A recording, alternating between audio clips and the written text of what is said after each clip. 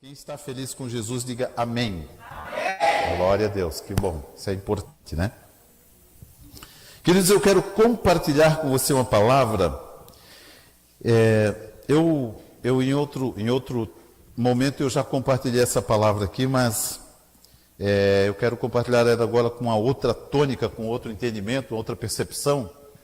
E eu creio, queridos, que essa palavra, sem sombra de dúvida, ela vai nos despertar para algumas verdades, as quais nós precisamos conhecê-las, compreendê-las, e mais do que compreendê-las, nós precisamos vivê-las, né? Viver pela verdade da palavra de Deus. A nossa vida, ela precisa estar fundamentada em valores, que são escolhas que nós fazemos. Nós fazemos escolhas para a nossa própria vida, e essas escolhas, elas determinam, né, a solidez das coisas que conquistamos e da vida que levamos. Queridos, existem alguns fundamentos que as pessoas escolhem para pôr como fundamento em suas vidas, e esses fundamentos, muitas vezes, são fundamentos insólidos, né? São fundamentos que em um determinado momento da nossa vida, eles nos faltam, eles acabam. Eu vou dar um exemplo, né? Eu não quero assim, entrar muito nessa questão. Quero mais compartilhar, né, o contexto da palavra, mas é importante que a gente veja um contraponto disso, né? Por exemplo, existem algumas pessoas que elas escolhem, por exemplo, o dinheiro para ser base sustentadora da sua vida. Pastor, olha, o dinheiro, ele supre todas as minhas necessidades. Tudo que eu preciso, o dinheiro compra. Quando a pessoa põe o dinheiro como base sustentadora da sua existência, da sua vida, provavelmente, consequentemente, queridos, um momento, esse dinheiro vai faltar, esse dinheiro vai acabar, e a base sustentadora da nossa vida se dissipa, e muitas pessoas, elas ficam sem sustentação na sua vida, perdem a sua esperança, perdem o prazer da vida. Não é muito incomum, queridos, nós ouvirmos, por exemplo, de pessoas que tiraram a sua própria vida porque fundamentaram a sua existência em cima de algo insólido. Hoje eu quero conversar um pouquinho com vocês, falando de uma base sustentadora para a nossa vida, que é a palavra de Deus, que é o Evangelho do Senhor Jesus. Mas de uma forma, queridos, que nós possamos viver o Evangelho entendendo o verdadeiro valor do Evangelho e a forma como ele deve ser aplicado em nossas vidas. Eu quero fazer a leitura do texto de 1 Tessalonicenses. Nós vamos ler a primeira carta aos Tessalonicenses, dos versículos 1 ao versículo 10. Eu quero fazer a leitura desse texto, depois eu quero trazer aqui uma explanação desse momento das Escrituras. É uma carta escrita pelo apóstolo Paulo, trazendo à igreja de Tessalônica, né, a igreja dos Tessalonicenses, uma recomendação, na realidade um destaque, algo que ele percebeu, né, que a igreja havia posto como fundamento para a sua vida, e o apóstolo Paulo, ele faz aqui uma menção da importância desse fundamento, e mais do que isso, a forma de aplicar em sua própria vida esse fundamento. Então nós vamos ver o testemunho, o exemplo, né, do que o apóstolo Paulo viu nos Tessalonicenses, e vamos trazê-lo para a nossa verdade, para a nossa realidade. A palavra de Deus, ela declara assim, 1 Tessalonicenses capítulo 1, versículo 1. Paulo, Silvano e Timóteo, a igreja dos Tessalonicenses, em Deus Pai e nosso Senhor Jesus Cristo, graça e paz vos sejam dadas. Sempre damos graças a Deus por todos vós, fazendo menção de vós em nossas orações, lembrando-nos sem cessar da obra da vossa fé, do vosso trabalho de amor e da vossa firmeza de esperança em nosso Senhor Jesus Cristo, diante do nosso Deus e Pai.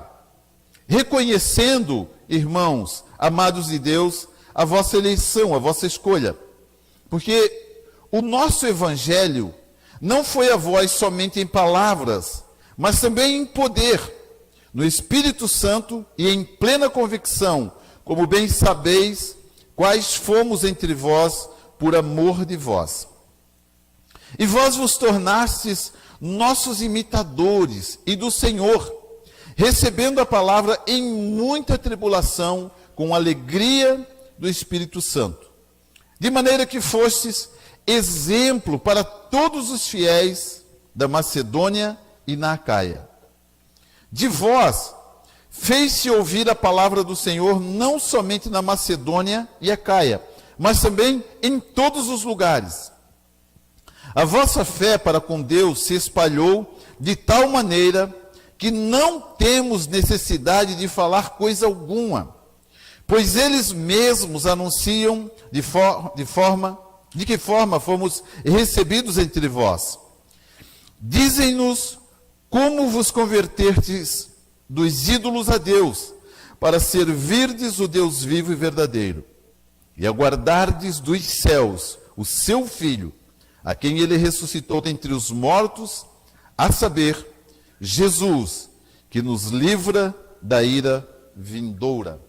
Curve sua cabeça mais uma vez, queridos, vamos orar ao Senhor. Paizinho querido, obrigado, Pai.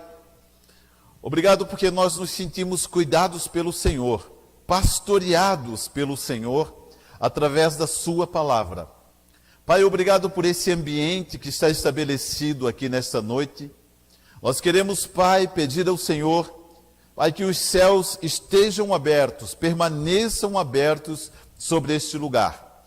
Existem pessoas no nosso meio nesta noite, Paizinho querido, necessitadas, ó Deus, do toque do Senhor em suas vidas. Existem corações, Paizinho querido, necessitados de uma experiência extraordinária com o Senhor. E nós sabemos que o Senhor vai fazer isto nesta noite, neste lugar, na vida e no coração de algumas pessoas que estão no nosso meio, Pai. Nós declaramos isso e cremos que será assim.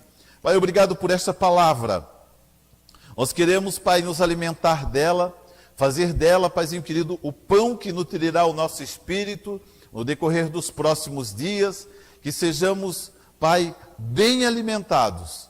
Ó Pai, que essa palavra adentre o nosso coração, nos faça perceber verdades e valores espirituais que nela está contido, Pai, nós te agradecemos no nome de Jesus. Amém. Glória a Deus. Queridos, eu quero usar como título dessa palavra renovo pelo exemplo. Renovo pelo exemplo.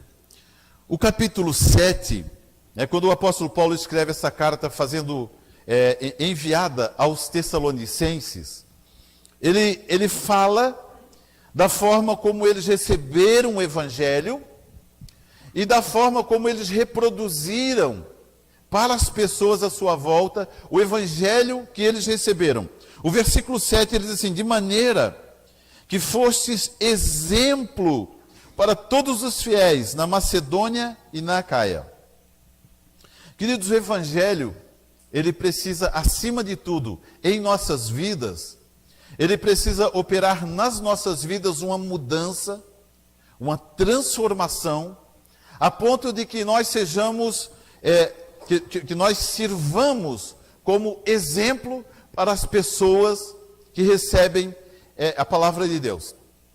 O apóstolo Paulo chegou em Tessalônica, no momento, queridos, onde esta cidade, Tessalônica, os tessalonicenses, eles estavam passando por uma situação, eu quero ler aqui com vocês, eu não coloquei lá no esboço, Atos capítulo 17, por favor, acho que é a Rá ou a Sarinha que estão lá, Atos 17, eu quero ler os primeiros versículos de Atos 17, que no livro de Atos, ele conta então essa chegada do apóstolo Paulo, o momento em que o apóstolo Paulo chega na cidade de Tessalônica, para nós podermos interpretar, entender um pouquinho melhor, o texto de Atos capítulo 17, versículos 1 em diante, ele diz assim: tendo passado por Anfípolis e Apolônia, chegaram a Tessalônica, onde havia uma sinagoga dos judeus. Paulo, como tinha de costume, foi ter com eles. Por 3 sábados, discutiu com eles sobre as Escrituras, explicando e comprovando que era necessário que o Cristo morresse e ressuscitasse dos mortos. E este Jesus, que vos anuncio, dizia ele, é o Cristo. Alguns deles creram e ajuntaram-se com Paulo e Silas, e também grande multidão de gregos piedosos e não poucas mulheres de alta posição. Os judeus, porém, cheios de inveja, tomaram consigo alguns homens perversos dentre os desocupados e, ajuntando o povo, tumultuaram a cidade e, invadindo a casa de Jason, os procuravam para entregá-los ao povo. Não os achando, porém, trouxeram Jason e alguns irmãos à presença das autoridades da cidade, gritando, estes que têm revolucionado o mundo chegaram também aqui. Estes que têm revolucionado o mundo chegaram também aqui. Queridos, o apóstolo Paulo, junto com Silas, eles chegam à cidade de Tessalônica, eles olham, eles procuram lá onde está a sinagoga da cidade, eles vão à sinagoga, eles participam lá da celebração, eles se levantam no momento da pregação da palavra de Deus, e nesse momento, o apóstolo Paulo, ele ensina a respeito das profecias do Antigo Testamento, que se referiam à vinda de Jesus e à sua morte.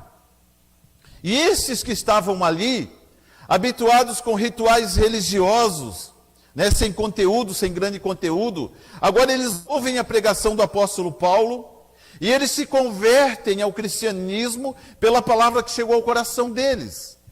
O texto diz que um grande número de pessoas creu na pregação do apóstolo Paulo, algumas mulheres de alta posição, elas também creram, e começaram através da pregação, essas pessoas começaram a pregar, a anunciar a salvação em Cristo Jesus. E isso gerou ali na cidade, no meio do povo judeu, uma celeuma, um conflito religioso, porque a pregação acerca de Jesus, ela conflitava com as doutrinas judaicas, ou seja, com os costumes judaicos, aquilo que eles vinham pregando. Nesse propósito, eles prepararam ali, criaram uma confusão para tentar distrair o povo daquilo que estava acontecendo. Mas nós sabemos que isso na realidade não deu certo, foi infrutífero. E eles falaram o seguinte: chegaram até nós, aqueles que estão revolucionando o mundo por onde passam. Queridos, o que acontece à nossa volta, nos lugares por onde nós passamos? As pessoas percebem mudanças em nossas vidas pelos lugares onde nós passamos? Esse versículo 7 de 1 Tessalonicenses, quando o apóstolo Paulo diz, de maneira que fostes exemplo para todos os fiéis na Macedônia e na Acaia.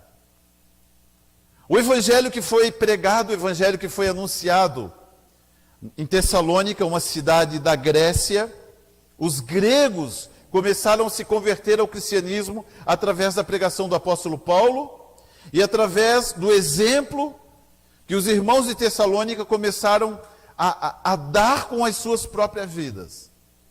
Ou seja, chegou a eles um evangelho pregado e ensinado através da vida do apóstolo Paulo, que quando esse evangelho entrou no coração deles, eles não somente aprenderam a palavra de Deus, eles não somente começaram a viver, mas eles começaram a ser exemplo desse evangelho por onde eles passavam. Onde eles iam, as pessoas percebiam que o evangelho que eles viviam era um evangelho que influenciava a vida das pessoas. E daí nós paramos e pensamos, nós fazemos uma análise de nós mesmos e dizemos: Deus, o evangelho que eu estou vivendo hoje, ele é esse mesmo evangelho? Por onde eu vou, eu influencio as pessoas com o evangelho que está dentro do meu coração? As pessoas que caminham à minha volta, elas querem viver da forma como eu vivo? O evangelho que eu vivo impacta as pessoas que me conhecem? São algumas perguntas que nós precisamos fazer para nós mesmos. E a resposta dessa pergunta, queridos, ela vai determinar se o verdadeiro evangelho realmente já chegou no nosso coração. Quando nós entendemos o verdadeiro evangelho, queridos, o verdadeiro evangelho, ele não é apenas pregado, ele é vivido. Eu prego a palavra de Deus muito mais eficazmente com o que eu vivo do que com o que eu prego. Meu Deus. Sabe por que nós precisamos compreender isso, queridos? Sabe por que é importante? Porque nós temos uma característica comum em todos nós, de nos acomodarmos com aquilo que nós já conquistamos, de nos acomodarmos com o que nós já somos. As coisas que nós conquistamos em Deus, elas têm um propósito específico, que é suprir as nossas necessidades. E nós costumamos receber algumas coisas de Deus, e aquilo que nós recebemos de Deus, que era para nos motivar a prosseguirmos, a continuarmos nessa caminhada de conquistas através do Evangelho, nós muitas vezes recebemos aquilo e estabilizamos na nossa condição espiritual. Esse Evangelho que o apóstolo Paulo, que ele destaca, né, como algo que impressionou eles na vida dos Tessalonicenses, esse Evangelho, o apóstolo Paulo, essa carta aos Tessalonicenses, queridos, na realidade, ela não é uma carta escrita para os Tessalonicenses. Ela é uma carta escrita para nós, nos nossos dias. Para nós fazermos um exame da nossa caminhada de fé e do evangelho que nós estamos vivendo. Se o evangelho que nós estamos vivendo influencia as pessoas à nossa volta. Eu sei que você conhece alguém que você queria ser como aquela pessoa. Puxa, eu queria ser como aquela pessoa é. Eu queria viver como aquela pessoa vive. As características principais dessa pessoa que chamam a nossa atenção, que despertam a nossa atenção, tem a ver com o evangelho que ela vive? Se a forma como ela vive, né, é uma forma aceitável diante de Deus, e se ela é exemplo para nós, se ela é referência para as nossas vidas, né? Eu, por exemplo, queridos, para a glória de Deus, nós temos, a palavra de Deus, se não me falha a memória, Hebreus capítulo 12, né? Hebreus capítulo 12, abre bem na página, ela diz assim: portanto, visto que nós também estamos rodeados de tão grande nuvem de testemunhas, Hebreus 12, 1. Nós também estamos rodeados de tão grande nuvem de testemunhas. Queridos, para a glória de Deus, nós temos tido o privilégio de caminharmos com pessoas que não somente pregam o Evangelho, mas vivem o Evangelho. Deixa eu falar algo aqui muito, muito precioso para vocês. Eu quero aqui tirar alguns paradigmas, né, alguns preconceitos da nossa mente, da minha, da sua mente, estabelecer verdades a respeito do verdadeiro Evangelho. O verdadeiro Evangelho, ele não é pregado para nosso próprio benefício. O verdadeiro Evangelho, ele opera em nós, primeiramente em nós, e a seguir, através de nós. A maior demonstração de amor nossa pelas pessoas é fazer com o Evangelho que nós vivemos influencia as pessoas à nossa volta. Se nós vivermos dessa forma, queridos, o verdadeiro evangelho entrou no nosso coração. Ainda que muitas vezes a gente não queira, até por uma questão de cautela, mas o verdadeiro evangelho em nós nos faz exortar as pessoas à nossa volta. Algumas pessoas à nossa volta, né, e isso precisa ser assim algo criterioso, né, não sem critério, não de forma desregrada, né. Existia um amigo meu que por três vezes, eu precisei chamar ele, dentre todo o tempo que nós tivemos, o nosso relacionamento, foram anos. Nesses anos, 3 vezes, queridos, eu precisei chamar ele e exortá-lo assim de uma forma, né, bem própria, né, abordando pontos específicos da vida dele. Irmão querido, você quer crescer em Cristo? Você precisa abandonar esse comportamento, você precisa abandonar esse comportamento, você precisa abandonar esse comportamento. Eu listei para ele alguns comportamentos na vida dele que impediam dele prosperar em Cristo. Queridos, prosperidade financeira não necessariamente é prosperidade em Cristo. A prosperidade em Cristo, ela está desligada da prosperidade financeira. São duas prosperidades distintas. A pessoa ela pode prosperar financeiramente sem que Cristo tenha algo a ver com isso. E ela pode sim, em Cristo, prosperar financeiramente. Uma vez que a área financeira não corrompa o caráter daquela pessoa.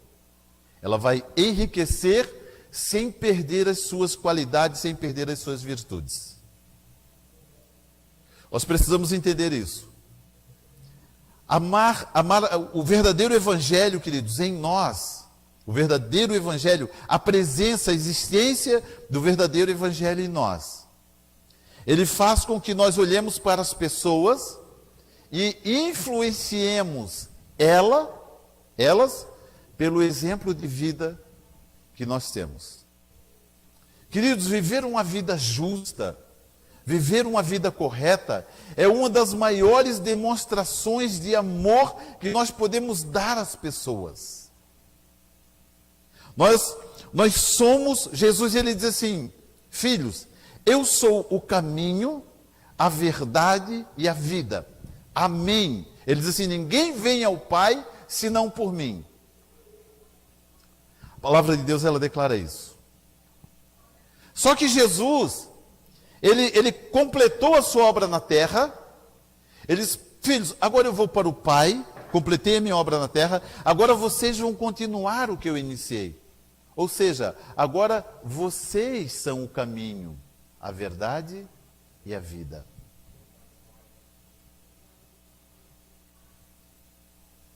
Se ele fosse o caminho, ele seria um caminho hoje para nós inacessível. Ele não está mais no nosso meio fisicamente.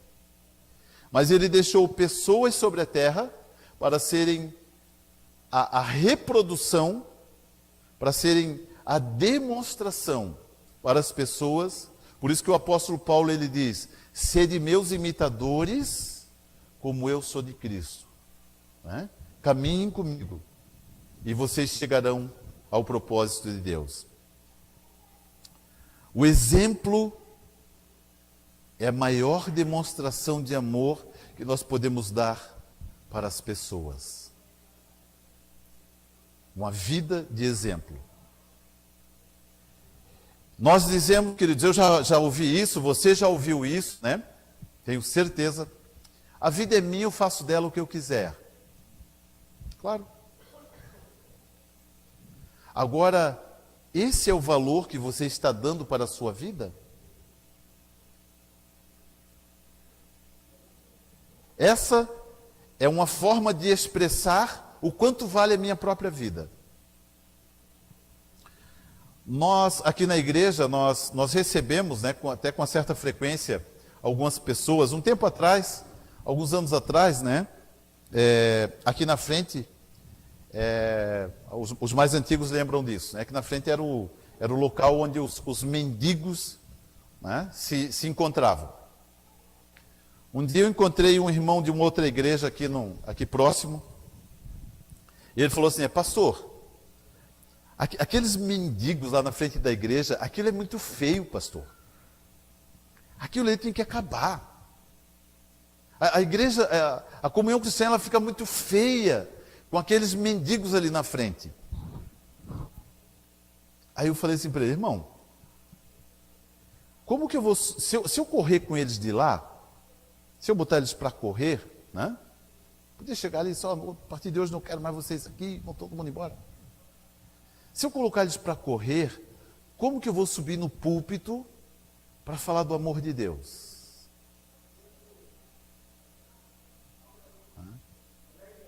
Como que eu vou subir lá depois?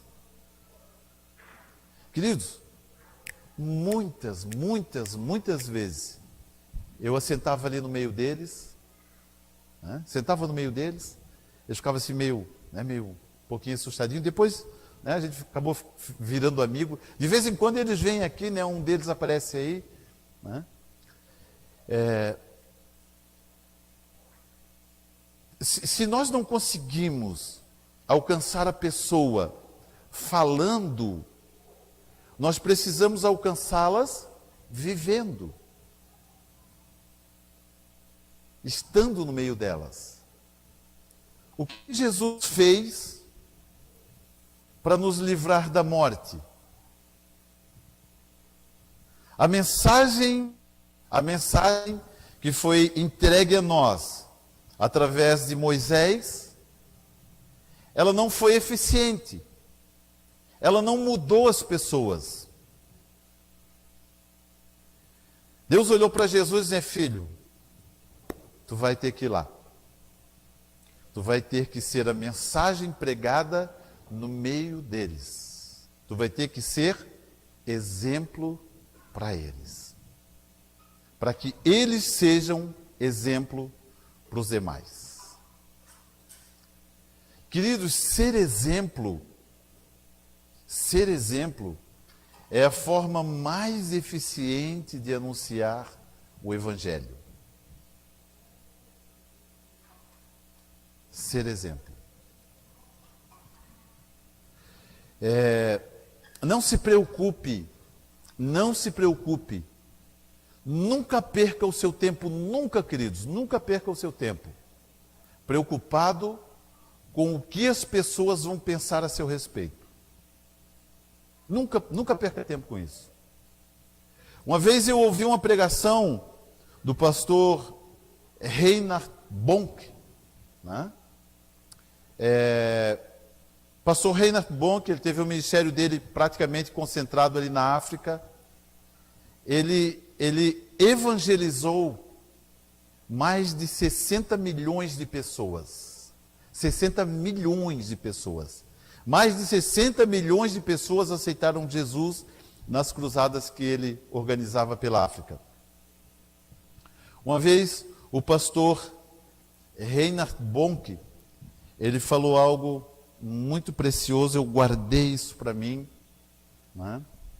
Eu só não sei se eu vou lembrar a palavra que ele usou agora, né? Eu até tinha anotado ela por aqui, mas essa palavra sempre me foge. Das virtudes que o Espírito Santo nos dá, de todas as virtudes, né, que o Espírito Santo nos dá, muitas vezes nós queremos passar, nós nos preocupamos com as pessoas, a imagem que nós estamos passando para elas, não é? Existem algumas virtudes, queridos, que nós não precisamos nos preocupar com elas, mas nós precisamos influenciá-las, as pessoas, pelo Evangelho que nós vivemos, pelo Evangelho que está dentro do nosso coração. Pelo Evangelho que que Deus semeou dentro do nosso coração. Deus colocou dentro do nosso coração um evangelho de poder. Quantos podem dizer amém para isso? Depois eu lembro a palavra, tá, queridos? Eu quero colocar aqui 3 pensamentos, basicamente, para nós melhorarmos aqui a nossa compreensão em relação a essa palavra, né, em relação a essa pregação do apóstolo Paulo. Ele diz assim no versículo 8, ele diz assim: de vós fez-se ouvir a palavra do Senhor, não somente na Macedônia e Acaia, mas também em todos os lugares. A vossa fé para com Deus se espalhou de tal maneira que não temos necessidade de falar coisa alguma. Lembrei da palavra. Já volto aqui. Reputação. Reputação. Alguém tem uma canetinha aí? Eu preciso anotar essa palavra, porque todas as vezes que eu falo dela eu acabo esquecendo. Dá uma canetinha aí, rapidinho, por gentileza. Na outra Bíblia, eu tinha ela escrito aqui no final da Bíblia, porque sempre quando eu ia falar dela, eu acabava esquecendo. Agora eu não vou esquecer mais, em nome de Jesus. Queridos, obrigado, pastorinha, nós nos preocupamos muito com a nossa reputação. E o inimigo, se nós nos preocuparmos com a nossa reputação, o inimigo, ele vai fazer com que a reputação se torne em nós a nossa principal característica de expressão daquilo que vivemos. E o pastor Reinhard Bonk, ele falando a respeito de um assunto muito parecido com esse, ele diz: queridos, o dia que esse entendimento caiu no meu coração, a minha vida mudou. E também mudou a minha vida. Essa reputação não é um fruto do Espírito Santo. Eu parei um pouquinho e olhei. Esse cara, olha o que ele está falando.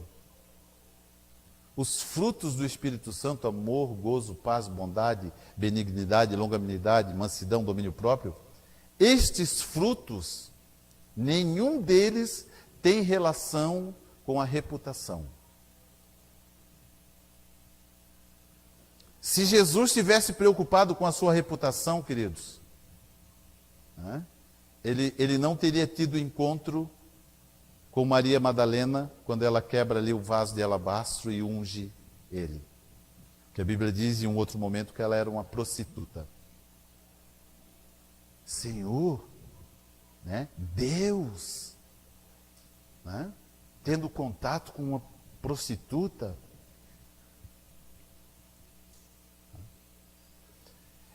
As pessoas olhavam os lugares onde Jesus passava e elas diziam o seguinte: olha onde está o mestre de vocês, olha no meio de quem ele anda. E Jesus não estava nem aí para a reputação dele, queridos. No entanto, a vida dele influenciava as pessoas nos lugares onde ele passava. Não, pastor, eu preciso ter uma reputação ilibada,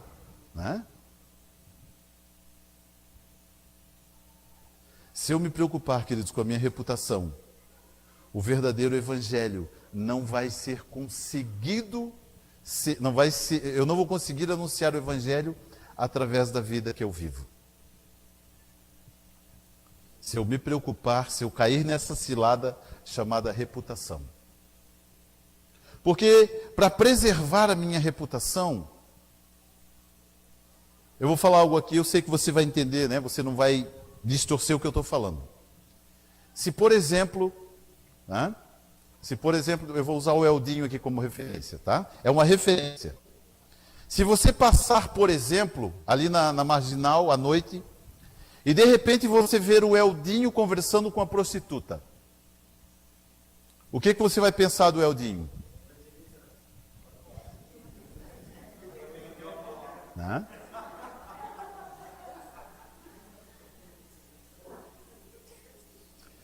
Se você passasse ali na Marginal e visse Jesus conversando com a prostituta, olha, eu vi Jesus conversando com a prostituta. Ele não é tão santo quanto parece.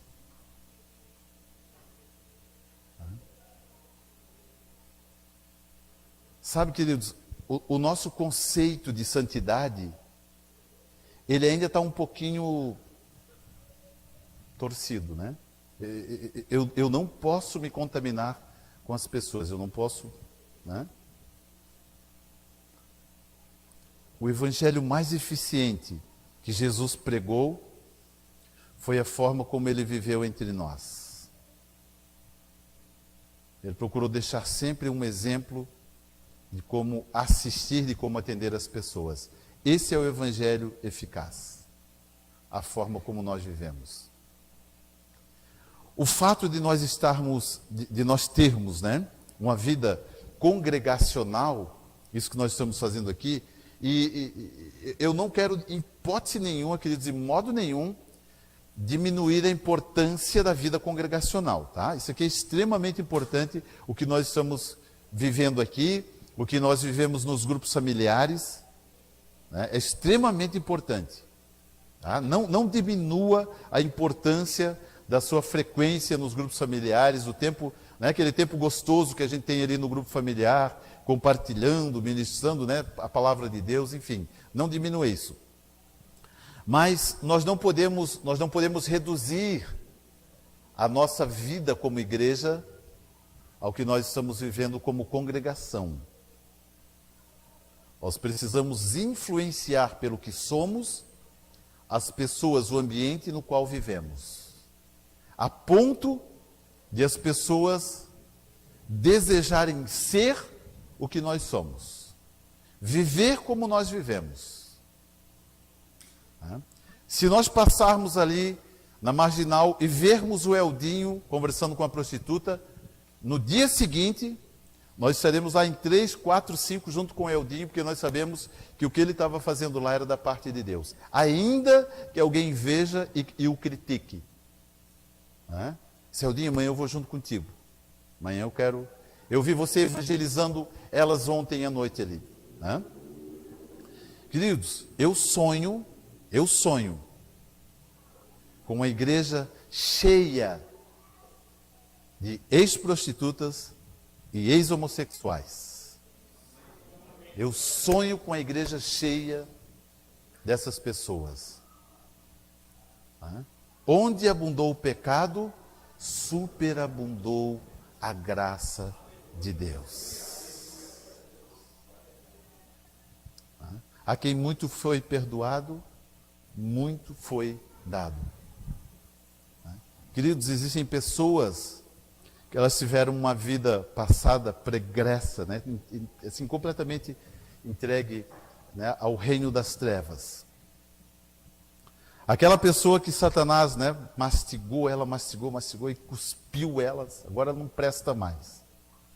Jesus junta ela, né, lava no sangue dele, traz para a igreja. Satanás desprezou, mas eu, Jesus, valorizei ela. Jesus começa a extrair dela as suas melhores virtudes. As suas melhores virtudes.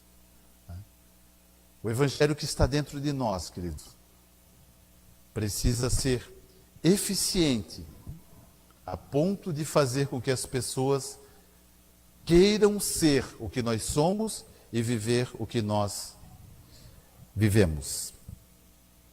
3 pontos aqui, eu vou dar uma corridinha aqui, né, para nós. Isso era só a introdução. Primeiro pensamento, né, o versículo 8. De vós fez-se ouvir a palavra do Senhor, não somente na Macedônia e Acaia, mas também em todos os lugares. A vossa fé para com Deus se espalhou de tal maneira que não temos necessidade de falar coisa alguma. Primeiro ponto, né, que eu quero abordar aqui. O evangelho como forma de vida. O evangelho como forma de vida. O evangelho não pode ser importante para nós apenas no domingo, nos cultos. O evangelho, o valor dele não pode ser temporal ou temporário. Eu estou na igreja, eu visto uma camisa, né, chamada Evangelho de Jesus Cristo, mas quando eu chego em casa eu tiro aquela camisa e ponho, né? Não.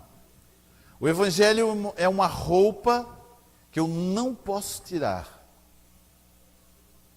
A minha vida, ela precisa ser uma vida que revele o caráter de Cristo através de mim, ou em mim. Né? Repita assim comigo com bastante convicção, diga assim: o Evangelho é uma forma de viver. É uma forma de vida, né? Nós vivemos o Evangelho.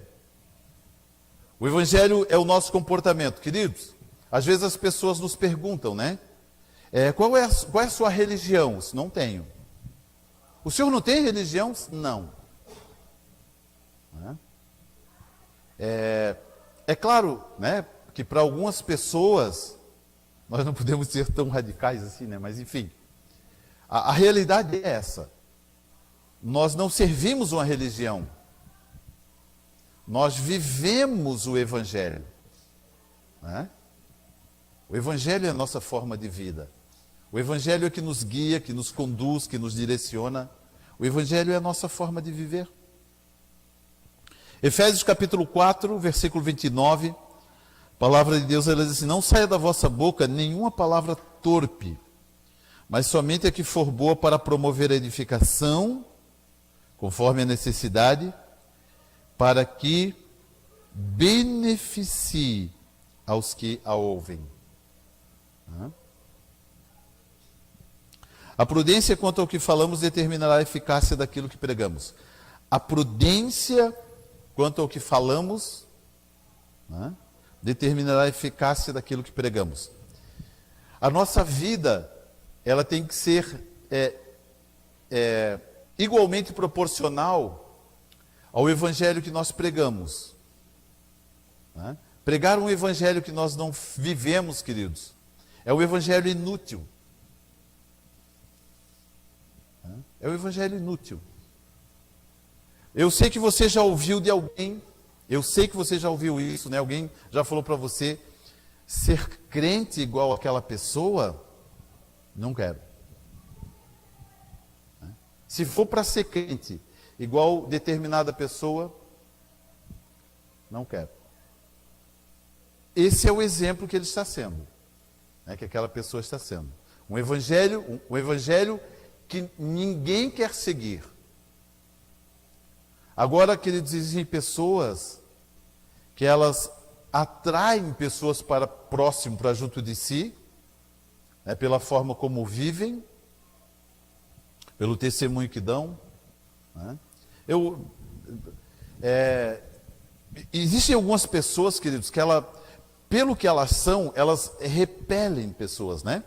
Talvez, não sei se você conhece alguém, mas essa mensagem ela precisa entrar no nosso coração e nos fazer perceber se as pessoas elas têm prazer em estar conosco, se elas desejam caminhar conosco, né? Se elas têm alegria em caminharem conosco, pelo que nós somos, pelo que nós vivemos. Os convites que nós fazemos para essas pessoas são facilmente acolhidos, né? Ou as pessoas elas sempre se distanciam de nós. Isso revela o evangelho que está no nosso coração, né? O poder do evangelho. Segundo pensamento, eu vou dar um pulo lá aqui em Tessalonicenses, né? 1 Tessalonicenses, no capítulo 3, o versículo 12, onde ele diz assim: o Senhor vos aumente e vos faça crescer em amor uns para com os outros, e para com todos, como também nós para convosco. Queridos, eu louvo a Deus, estou falando, né, sinceramente, eu louvo a Deus pela forma como nós vivemos como igreja. Louvo a Deus. Não é? Eu vejo a alegria, né, a alegria de estarmos em comunhão, de estarmos juntos. Isso me alegra muito, né, me deixa feliz. Eu creio, queridos, que algumas fases da caminhada cristã nós já vencemos. Algumas fases nós já superamos, já vencemos elas. Eu creio que uma das maiores constatações de que a obra de Deus está sendo realizada em nossas vidas e através das nossas vidas é a alegria de estarmos juntos, né? de estarmos em comunhão. Essa alegria, ela atesta que a obra de Deus ela tem sido realizada em nossas vidas. E essa alegria, ela somente é possível quando o verdadeiro amor de Deus está em nós. Eu sempre cito a palavra de Romanos 5:5, que diz, né? Porque o amor de Deus está derramado em nossos corações pelo Espírito Santo que nos foi dado. Então, se recebemos o Espírito Santo de Deus, o amor de Deus precisa estar em nós. Não há como, queridos, não há como nós dizermos que o amor de Deus está em nós e nós vivermos uma vida longe dos irmãos. Nós precisamos amar essa comunhão, amar estar em unidade, né? Desejar não somente vivermos, mas atrair as pessoas para junto de nós. Os grupos familiares, né? Os grupos familiares, eles são uma bênção, amém, queridos? Né? Eles são uma bênção. Mas se nós restringirmos o grupo familiar, se nós não tivermos na nossa mente e no nosso coração o pensamento de trazermos para caminhar conosco mais pessoas, nós perdemos o propósito de Deus. Nós perdemos, e às vezes isso acontece de uma forma assim muito, muito tênue, né? Nós nem percebemos que isso aconteceu. Deixa eu fazer uma pergunta, não responda, não levante a mão, só pense. Qual foi a última vez que alguém visitou o seu grupo familiar? Não responda. Qual foi a última vez que você trouxe um visitante no seu grupo familiar?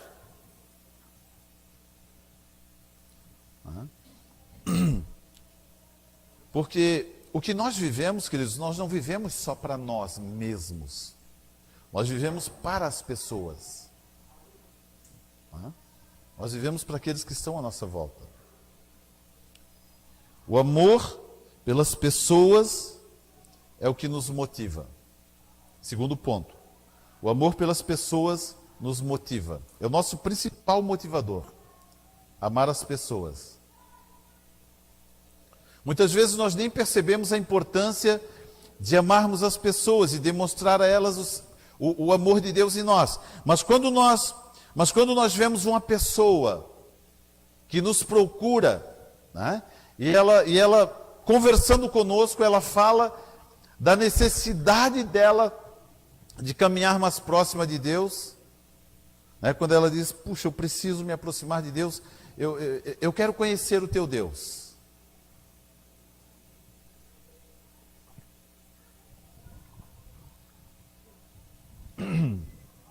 Eu quero conhecer o Deus que você serve. Eu quero viver a vida cristã que você vive. Eu quero caminhar como você caminha. Eu quero frequentar os lugares que você frequenta. O verdadeiro evangelho está sendo vivido através das nossas vidas, né? Porque nós amamos as pessoas. Mateus, capítulo 14, e o versículo 14 também. Mateus 14, 14.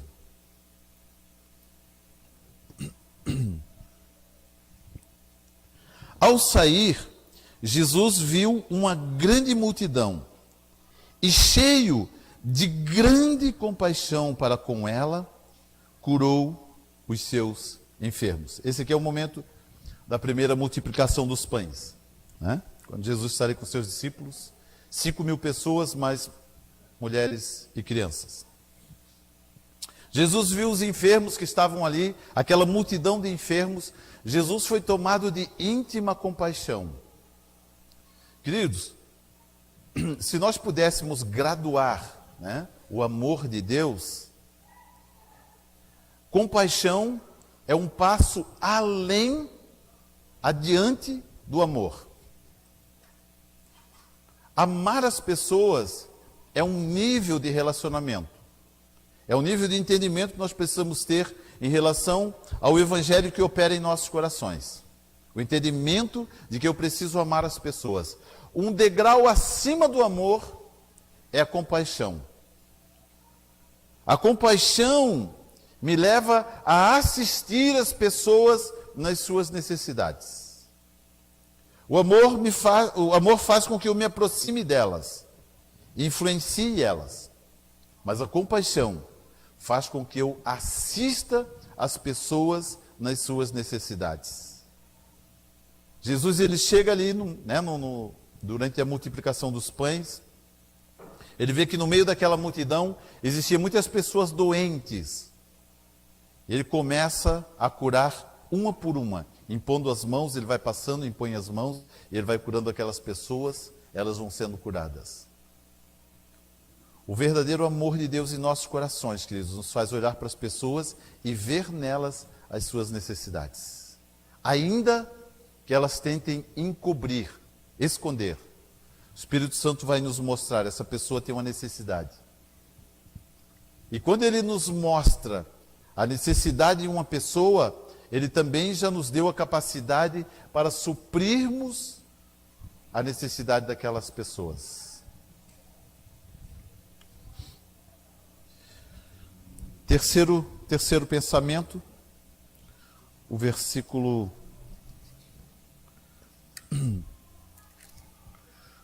o capítulo 5 de 1 Tessalonicenses, o capítulo 5, o versículo 14, ele diz assim: exortamo-vos também, irmãos, que admoesteis os insubmissos, consoleis os desanimados, sustenteis os fracos e sejais pacientes para com todos.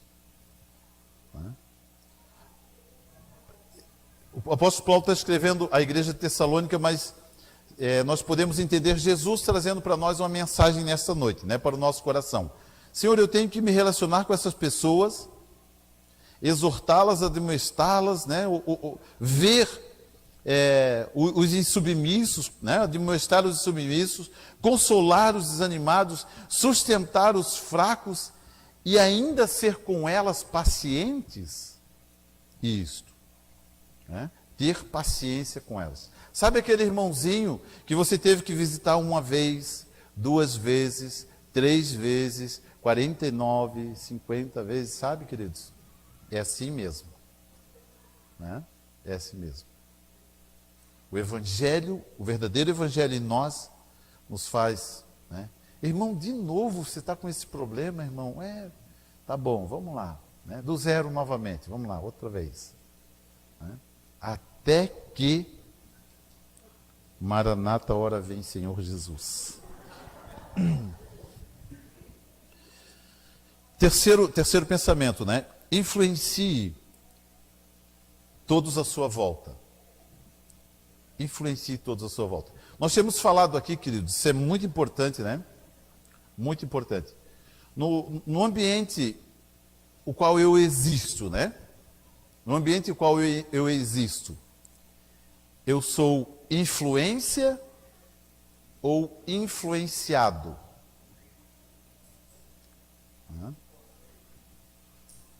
Influencie as pessoas à sua volta. Aquele que está em nós é maior do que aquele que está no mundo. O que está em você, querido, é imensamente mais poderoso do que aquilo que está nas pessoas lá fora. O Evangelho que está depositado dentro do seu coração é um Evangelho extraordinário, poderoso, maravilhoso, maravilhoso, maravilhoso. Não contenha o Evangelho dentro do seu próprio coração. Não seja tímido a ponto de não impor as suas mãos sobre alguém e orar por ela e declarar cura em nome de Jesus. Não tenha vergonha, nem se iniba, se alguém de repente chegar para você né, e falar de alguma situação da sua própria vida, você aconselhá-la, né, você levar uma palavra de Deus, uma palavra de ânimo, uma palavra de alegria, uma exortação para aquela pessoa. Né? Exortamo-nos também, irmãos, que admoesteis os insubmissos, consoleis os desanimados, sustenteis os fracos e sejais pacientes para com todos. Influencie todos à sua volta. Faça o evangelho que está dentro do seu coração se tornar algo útil, uma ferramenta eficaz e eficiente na vida das pessoas. Amém, queridos?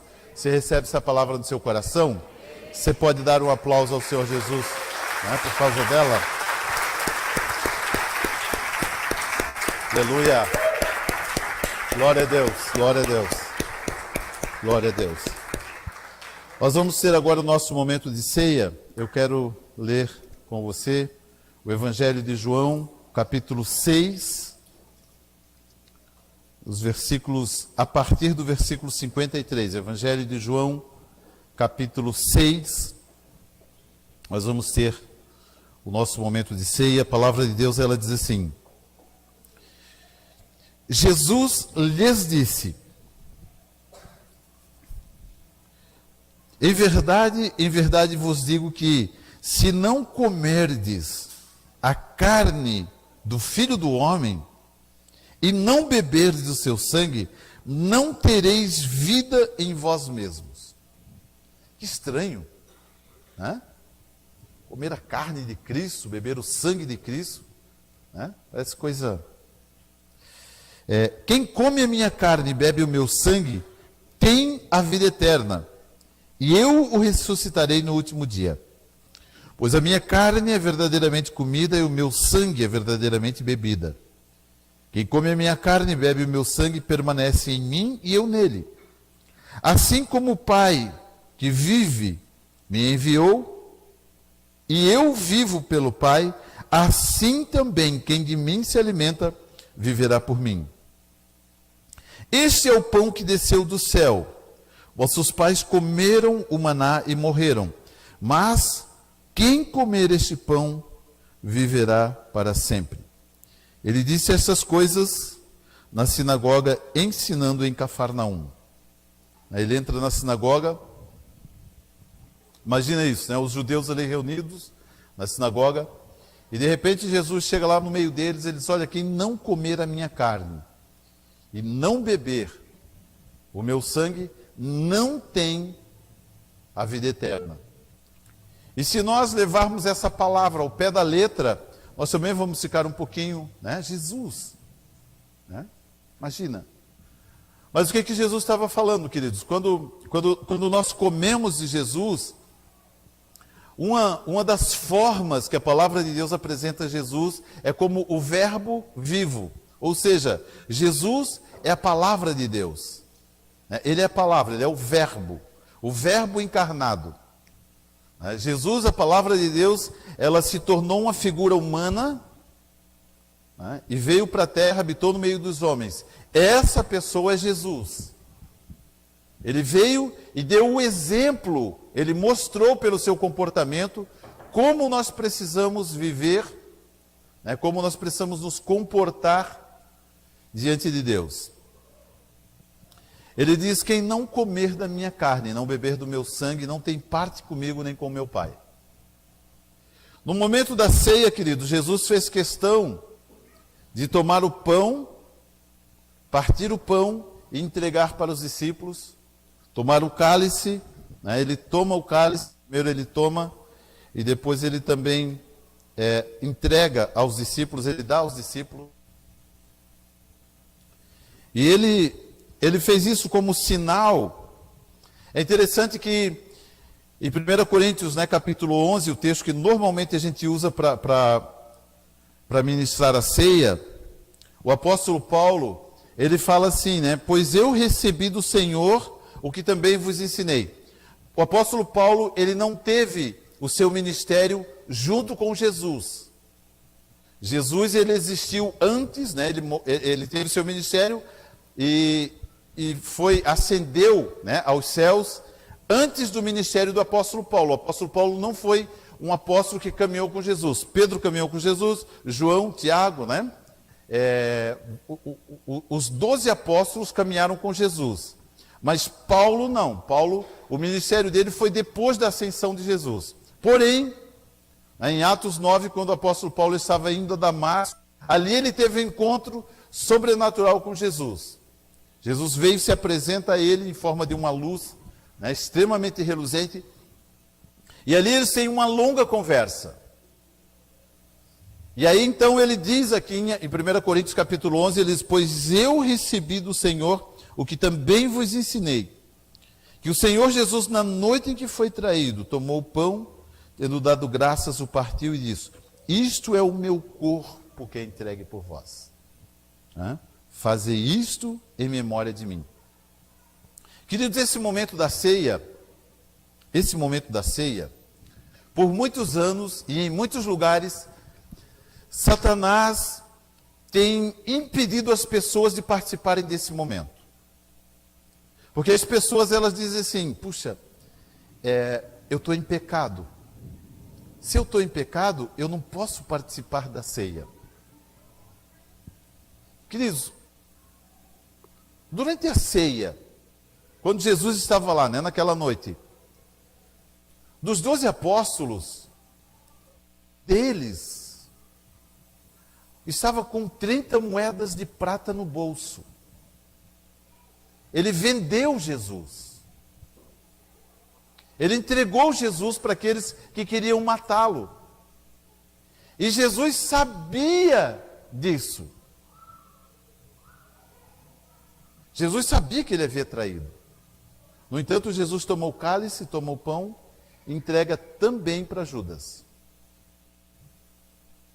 Se o pecador não pudesse participar da ceia, Judas seria excluído. Jesus teria dito, antes de dar a ceia para ele, Jesus teria dito: vai fazer o que você tem que fazer. E daí então ele entregaria a ceia para os outros, que também eram pecadores. Queridos, nós não podemos de modo algum deixar as mentiras de Satanás entrar na nossa mente. Por muitos anos Satanás tem dito, né? Você não pode participar da ceia porque você está em pecado. A palavra de Deus, Jesus, ele diz: quem não comer da minha carne e não beber do meu sangue, não tem parte comigo.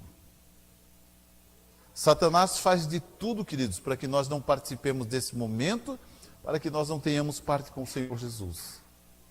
Nós nos sentimos indignos de participar desse momento. Porém, queridos, Jesus, pela sua graça, pela sua bondade, pelo seu grande e maravilhoso amor, nos tornou dignos de participarmos desse momento, de celebrarmos esse momento com alegria e com gratidão em nossos corações. As irmãs, né, estarão levando até você o suco, o pão. Você recebe, vamos colocar em pé, por gentileza. Você recebe, mas não come já, né? Aguarde para nós comermos todos juntos. Pode entregar lá, queridos, pode levar até os irmãos, né? Se alguém da música aqui puder tocar um violãozinho para nós, eu agradeço, tá? Alguém da música, por gentileza, só um violão ali, enquanto nós temos esse momento de ceia. Nós queremos participar juntos desse momento. Você vai receber, queridos, ali, né, o suco, o pão, e você vai juntar-se com alguém ali, né, pelo menos 2, 3, 4 pessoas, enfim, quantas pessoas. Não participe sozinho desse momento. Não participe sozinho, né? Pode ser alguém do seu grupo familiar, ou alguém da sua família, né? Alguém que você, né, participe junto com alguém ali. Não tome sozinho a ceia, tá? Não tome sozinho. Escolha alguém ali, né, para que você participe junto com alguém desse momento. Vamos aguardar todos receberem ali, né? Todos recebam em suas mãos a ceia. Em nome de Jesus. Antes de nós comermos a ceia, nós vamos orar, vamos agradecer.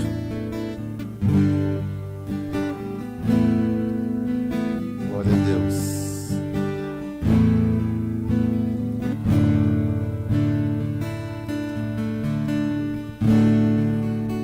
Glória a Deus.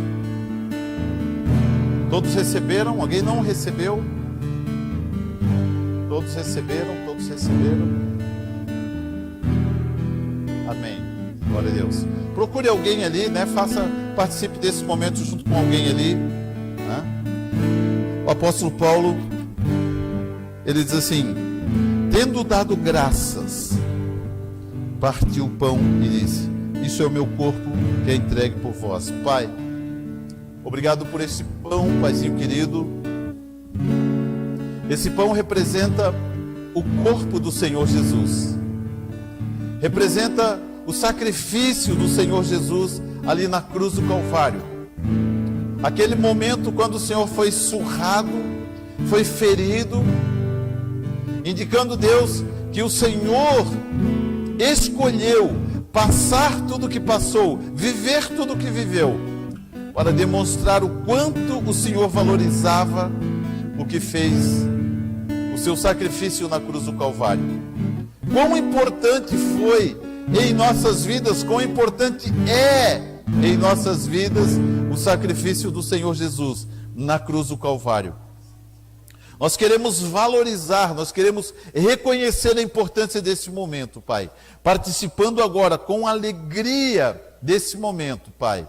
Como diz as Escrituras: isto é o meu corpo que é entregue por vós. Fazer isto em memória de mim. Você pode comer do pão nessa hora, queridos.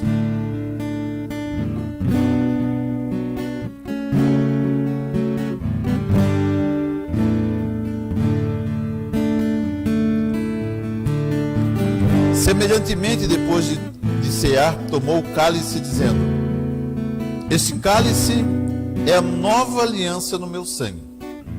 Fazei isto todas as vezes que beberdes em memória de mim. Querido Senhor, nós reconhecemos a importância da tua obra.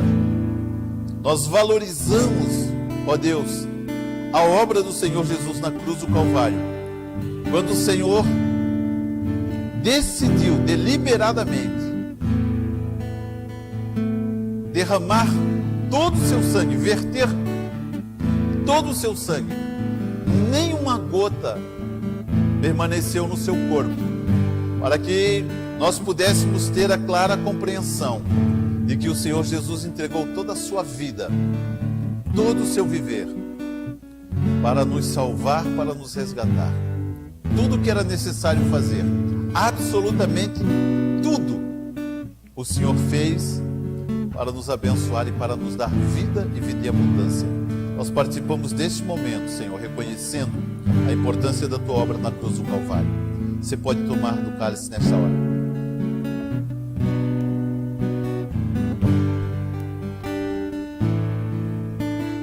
Aleluia. Dê a mão, né, para quem está ali próximo de você. Vamos orar. Vamos abençoar a vida. Pai, obrigado, Pai. Obrigado, Paizinho querido, porque essa palavra trouxe no nosso coração nesta noite a revelação de uma verdade, Paizinho querido, que nós precisamos conhecê-la. E muito mais do que conhecê-la, nós precisamos vivê-la, Pai. Senhor, nós queremos viver esse evangelho, um evangelho que influencia as pessoas. Um evangelho, Paizinho querido, que serve como exemplo de vida, como forma de se viver a santidade, a verdadeira santidade de Deus em nós. Pai, que essa palavra, Deus, tome o nosso coração, adentre o nosso coração.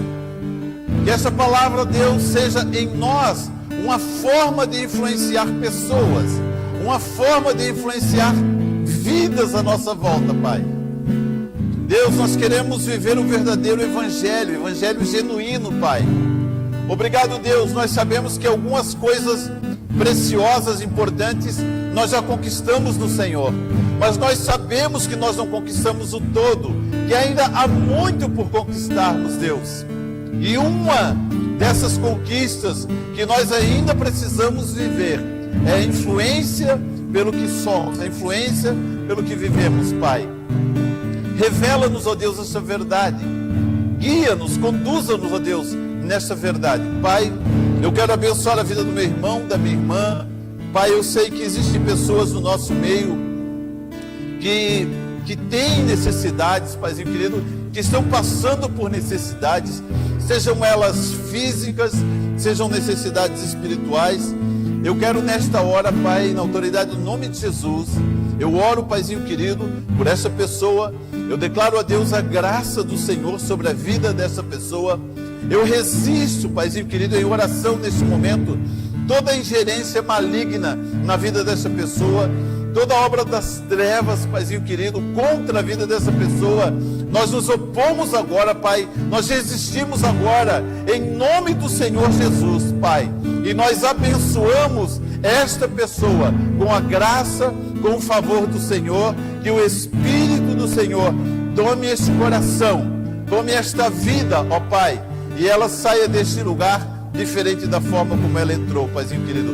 Que a graça do Senhor seja sobre cada um dos meus amados irmãos. Eu declaro isso em nome de Jesus. Amém. Glória a Deus. Glória a Deus.